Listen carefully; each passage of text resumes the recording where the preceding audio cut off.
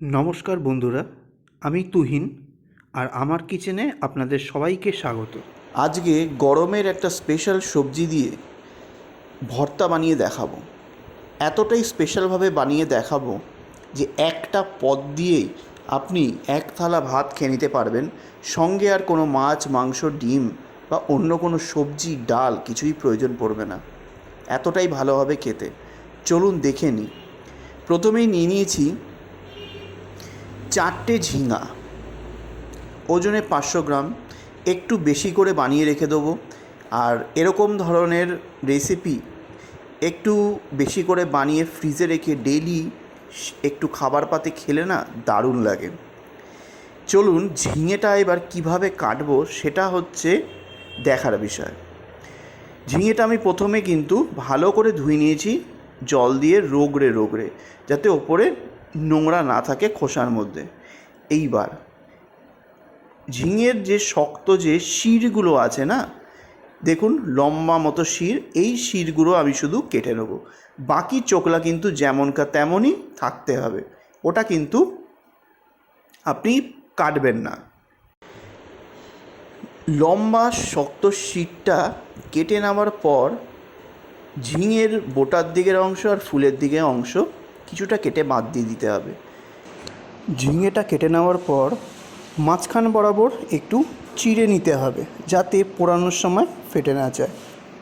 ঠিক same process apply করে বাকি ঝিঙাগুলো এক এক করে আমি কেটে নেব। এবার আমি ডাইরেক্ট ওভেনে চলে গেলাম। আমি একটা ওয়্যার মেশ নিয়ে নিয়েছি, মানে যেটাতে রুটি করেন বা যে কোনো জিনিস কাবাব সেঁকেন, সেই জিনিসটা আমি নিয়ে নিয়েছি। এবং মিডিয়াম ফ্লেমে ঝিঙেগুলোকে পুড়িয়ে নিতে হবে। একদম কিন্তু অস্বাভাবিকভাবে কিন্তু পোড়াবেন না, তাহলে কিন্তু পুরোটাই পুড়ে যাবে। মানে কিছু কিছু করে পোড়াতে হবে, যাতে ফ্লেভারটা, মানে পোড়া ফ্লেভারটা দারুণ আসে। এবার উল্টে পাল্টে ঝিঙেগুলোকে ওপর থেকে নিচ অবধি সময় নিয়ে ভালো করে পুড়িয়ে নিতে হবে। আর ঝিঙের মাঝখান বরাবর যে আমি কাট মার্কাটা দিয়েছিলাম, লম্বা করে চিড়ে দিয়েছিলাম, তার জন্য ঝিঙে কিন্তু ফাটবে না।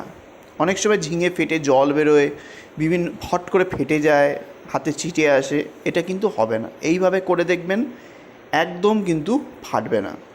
ভালো করে উল্টে পাল্টে ঝিঙেগুলো কিন্তু পোড়াবেন, মাথা থেকে নিচ অবধি ভালো করে দেখুন, ফলো করুন আমি কিভাবে পোড়াচ্ছি।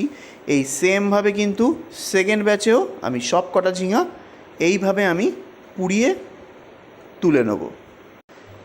ঝিঙাগুলো পোড়ানো হয়ে গেলে আমি ঠান্ডা করতে দেব। ঠান্ডা হয়ে গেলে এবার একটা পাত্রের মধ্যে নিয়ে আপনাদেরকে দেখিয়ে দিচ্ছি। অলরেডি ঠান্ডা হয়ে গেছে, কিছু ঝিঙে আমি কেটে নিয়েছি।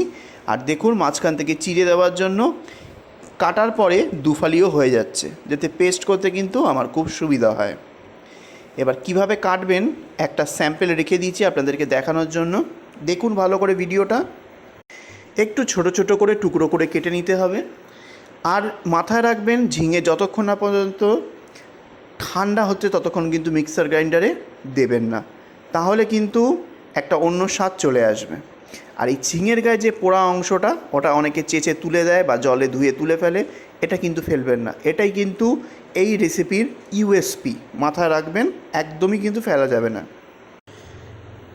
ঠিক আধ ঘন্টা পর ফিরে এসেছি, ঝিঙেগুলো কিন্তু একেবারে ঠান্ডা হয়ে গেছে। এইবার একটা মিক্সার গ্রাইন্ডার নিয়ে নিতে হবে, আর এক এক করে সব ঝিঙের টুকরোগুলো দিয়ে দেবো। এরপর এর মধ্যে দিয়ে দিতে হবে 7-8টা লঙ্কা। ঝালটা আপনারা কিন্তু বুঝে ইউজ করবেন, আমরা একটু ঝাল বেশি খাই, তাই সবসময় লঙ্কাটা বেশি দিই।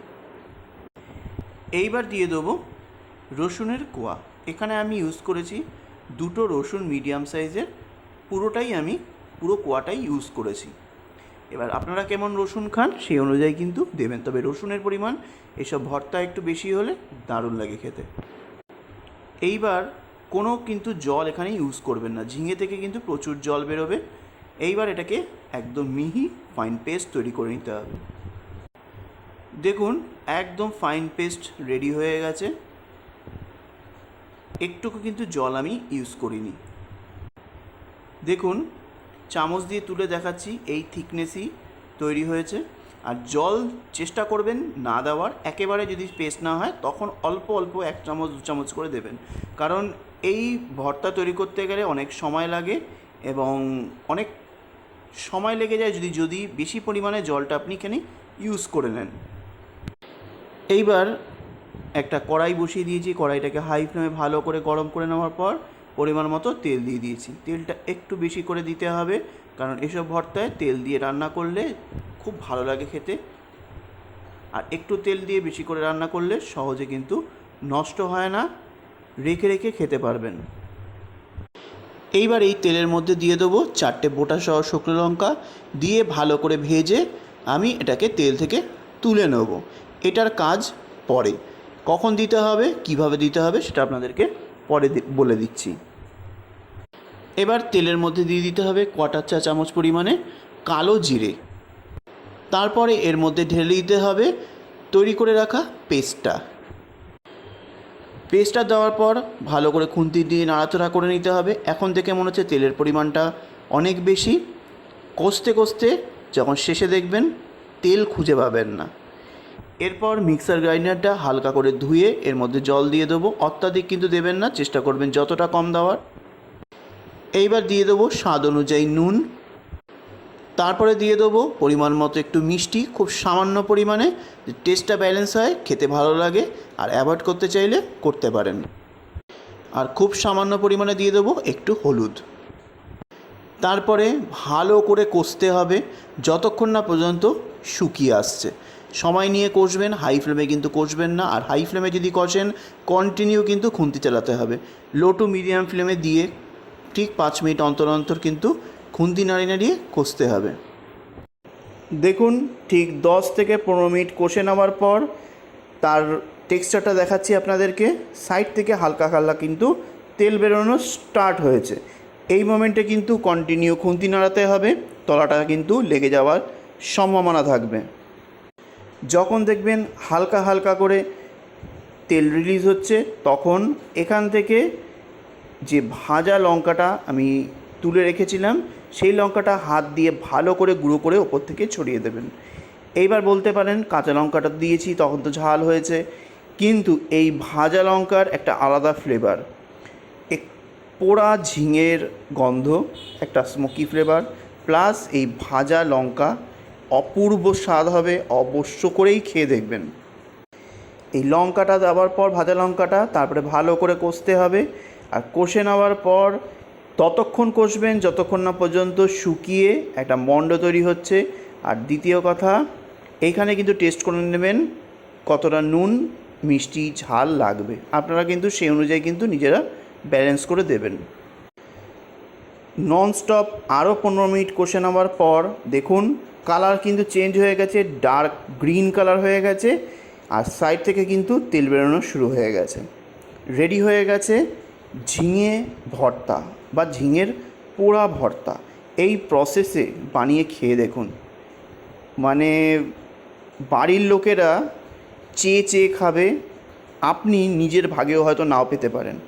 রেসিপিটা ভালো লাগলে অবশ্যই কমেন্ট করবেন, বন্ধুদের সঙ্গে শেয়ার করবেন। সাবস্ক্রাইব করে নোটিফিকেশান পাওয়ার জন্য বেল আইকন ক্লিক করে অল করতে কিন্তু ভুলবেন না যেন। নমস্কার।